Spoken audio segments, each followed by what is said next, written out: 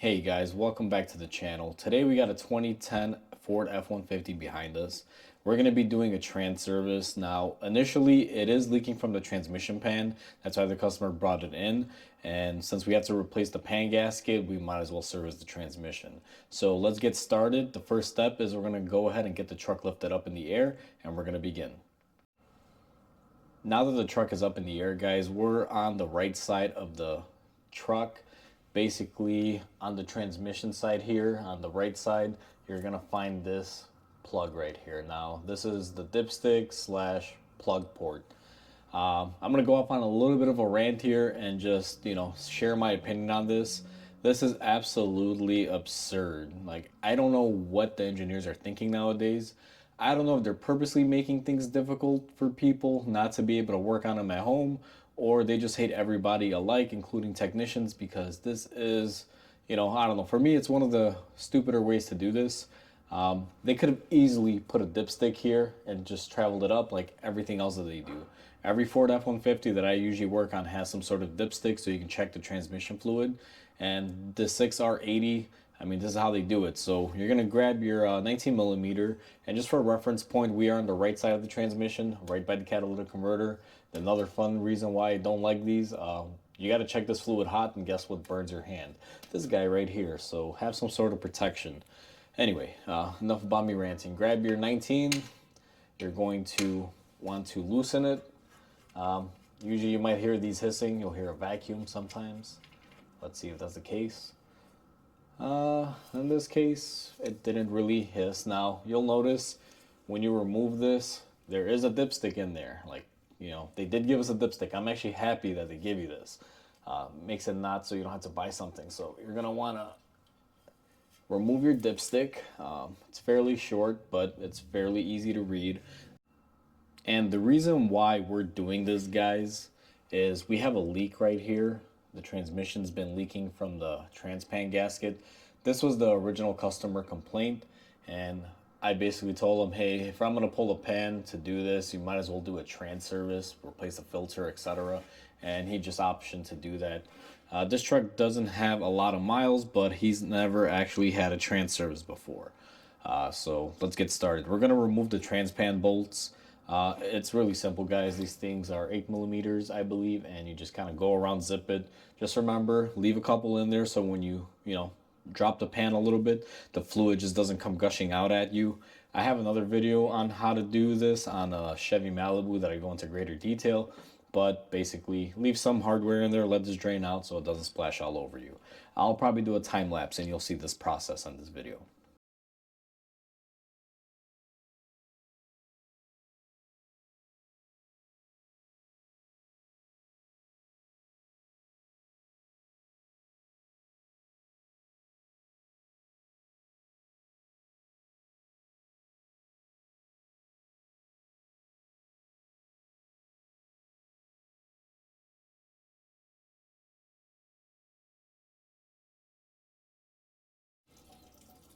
So we're back. We are basically dripping out the fluid. Now, I don't know if you guys can pick it up on the time lapse, but I took out pretty much all the bolts, left a few on there just to hold it up while I repositioned a few bolts. And what I'm doing now is I'm controlling the flow at which this transmission is leaking out. My actual drain pan is a little bit narrower than this pan is, so I'm trying to get all the fluid to essentially come out the back, not through the front, because I want to catch it all on my catch pan. Now I still have one bolt that's kind of holding things up as far as how much fluid comes out, and it's right here. I'm going to take this out now live, and you guys can see that I'm basically dripping out more fluid. Now this is going to take a little bit, guys. I'm going to come back after it's done draining and when I'm ready to get the pan off. So we have been draining for a little bit, guys. Now what I'm going to do is take the transmission pan off. I have one bolt left. I'll kind of show you how I do this. With the one bolt in the edge here, I basically hold it up and I remove the last bolt. And you're going to want to position your catch pan a certain way, and you're going to want to slowly pull it forward just to make it past any exhaust that we'll have in the way here. Now this pan is still full. and you'll see there's a lot of fluid left in there. That's basically the best way to do it, so you can control how much oil leaks out. You definitely don't want it getting everywhere. And then what I do is I just kind of drip the pan here to the side. There's still quite a bit of fluid left up here in the filter area. Let me get this pan out of here, and I'll kind of show you guys what happens with that. So the way you want to remove this is you just grab it. Now you got to line up and see where your fill port is here. Now the suction side is right here. You're going to see a bunch of oil come off from underneath that. So there you go. This one wasn't too bad. Normally there's a lot more. Now one thing that you guys want to be very mindful up here, where the filter basically hooks up to the transmission, there is this O-ring. You want to make sure this comes off with the filter. Now if it doesn't come off with the filter, normally you just get a little pick or screwdriver, go up there and it comes off.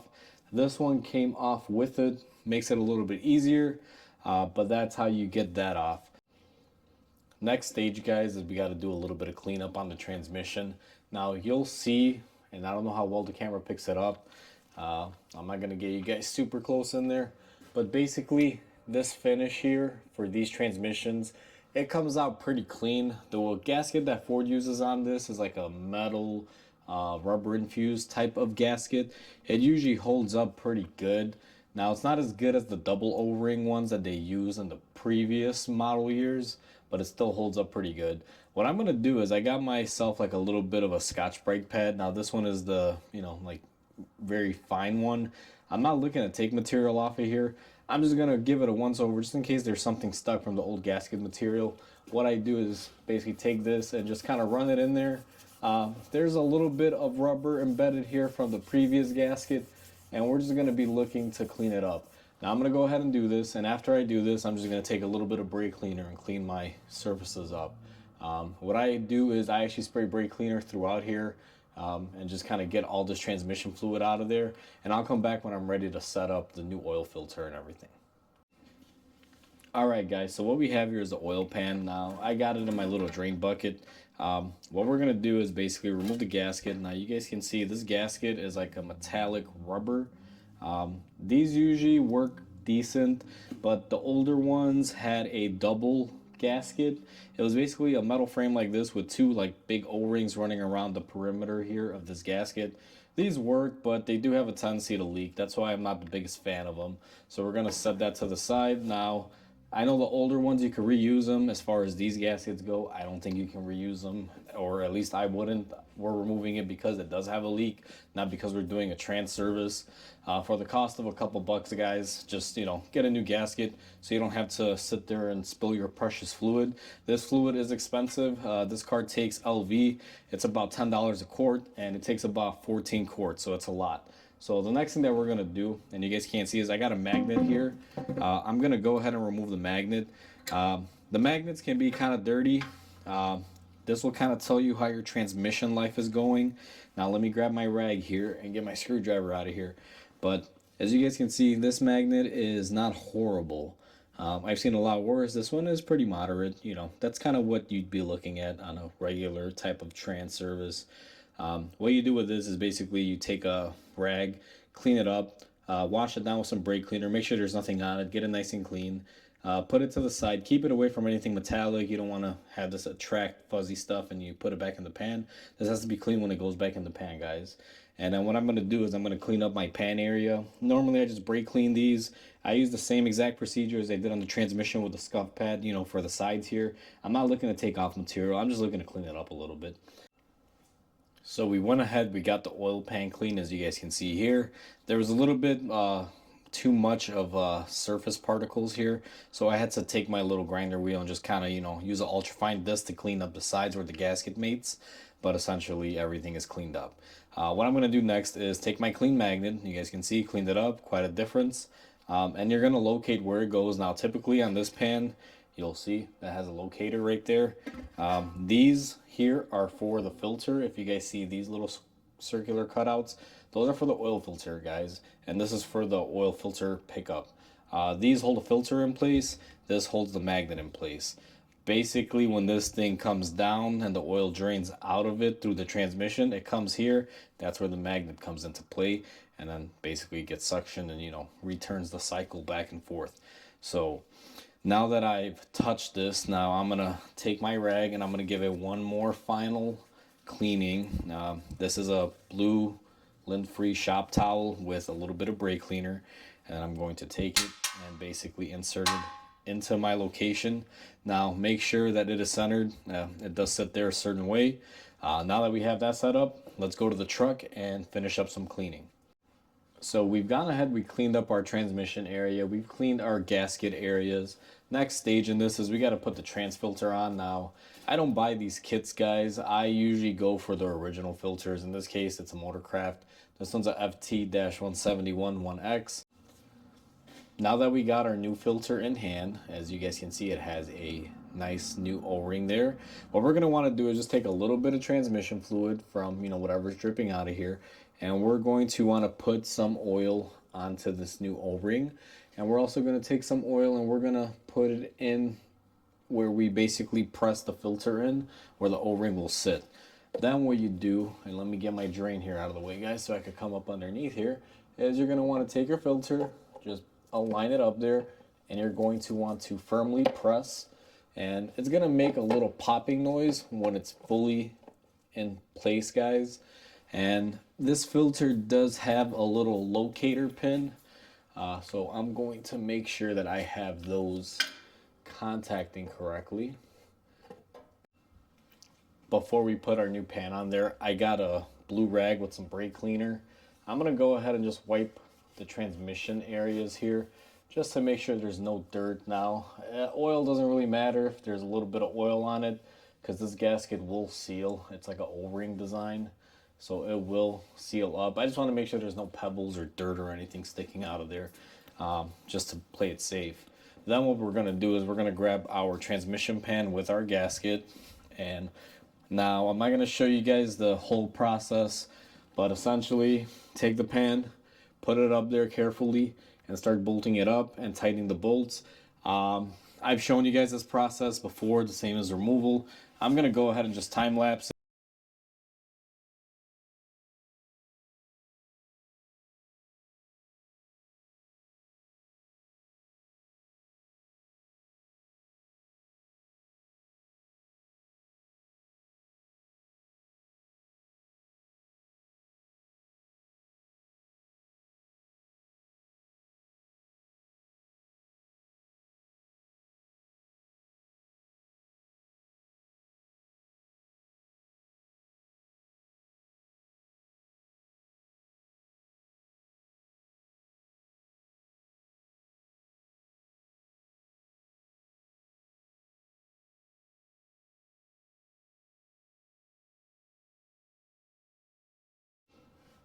So we went ahead and tightened up all the bolts, guys. Essentially, the way you want to do it is start putting them in just to hold up the pan, like put 3 or 4 in there. And then you want to basically crisscross and kind of, go one side to the other, to the front, to the back, and back and forth until you get them tight. Now, there is probably a torque setting for this, but I usually just put on my impact gun and I put on the lowest setting just to drive them up. It's not actually impacting them on. And I take my 1/4-inch ratchet and I do a crisscross. I go around once and I go around twice just to make sure they're all nice and tight. Now what we're going to do is basically clean up our mess. You guys can see the exhaust here is filled with oil because oil dripped onto it. And initially this customer came in because he did have a leak from the rear of this gasket. So we're going to clean up and tidy up our area.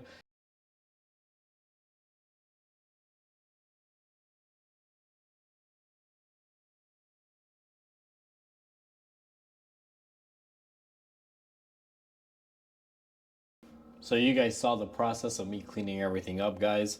As you guys can see, I spray brake cleaner like crazy. Now, I buy it in bulk. It's the best cleaning solution for me. And you guys saw there, I sprayed it and then I used my air wand to get all the brake cleaner off. If you notice, there was a couple dark areas here and I went ahead and I refilled my brake cleaner and I gave it another spray. I also got really good here in this frame area because when it was leaking, it's right above there, and this exhaust area, just so the customer doesn't have any smell. The original complaint was he smelled something burning and transmission was leaking onto the hot exhaust. So that's why we did this. Now that everything is cleaned up, we're gonna go and grab our dipstick, and we're gonna clean that up, and we are getting ready to fill this transmission up, and I'll show you how we do that. We're at the bench, guys, and I'm going to show you the tool that we're going to be using to refill this transmission. Now, since this transmission does not have a dipstick, you're going to want to pump the fluid in there. Now, you could use various hand pumps or suction guns that'll feed the fluid in there. Now, it's quite a bit of fluid. I believe this one from spill and fill, which is basically where you remove the pan and you put in the filter just for a service, takes about 7.5 quarts. So I got this Mighty Vac unit. It's basically a transmission pump. It'll force the fluid in there. I went ahead and I filled this thing up with 4 quarts. The way this works is basically you have a hand pump attached to this. So you fill up your fluid in the reservoir and make sure this is nice and tight, otherwise this will not work. Then you have this tube here that basically connects up here, and you're gonna basically pump pressure. And on the other end, we do have a connector fitting that'll fit here, and it's like a hook that'll basically hook onto the transmission. So we are positioned on the right side of the transmission, basically the passenger side of the truck. And this is where we removed our dipstick and our port that basically blocks everything off. Now, this is the tool that I was referring to, guys. You can see it has an angle. This goes in there, and this is connected to the pump. Now, I've gone ahead and I pumped my pump already, and I got my fluid in there. So we're going to go ahead and release the fluid. Now, you guys can see the fluid is going up the tube here and basically refilling the system. Now, this is going to take a while because I got to pump about 7 quarts into it. And once I'm done pumping the quarts, I'll be back with you guys. While the transmission is filling up, I figured to show you the equipment. What you do as it fills up is you just continue to pump this Mighty Vac product, so you have enough air pressure in there to force the transmission fluid up. This is how it works, and this line basically feeds up to where I showed you that little angle tool that connects inside the transmission to fill it up. Just want to kind of show you how this works, because I'm sure you guys were going to be curious if I didn't, or just wondering how it would work. So I'll be back once I get enough fluid inside the transmission, guys. I have what I believe to be the correct amount of fluid in there. Now what we're going to do is take the measuring stick here. The truck is still pretty cold. I did have to lower it and start it up just to get it to suck in the fluid, so I kind of knew where I was at, because the dipstick was showing that I had overfilled it. Now you can see in this one, what I did was, like I said, guys, I put 4 quarts into it. This dipstick was reading like all the way up here. I got inside the truck, I started it up and cycled it through the gears to get the oil to run through the system and basically where it needs to go. And after that, it was basically on a low. Now I went ahead and I added a couple more quarts.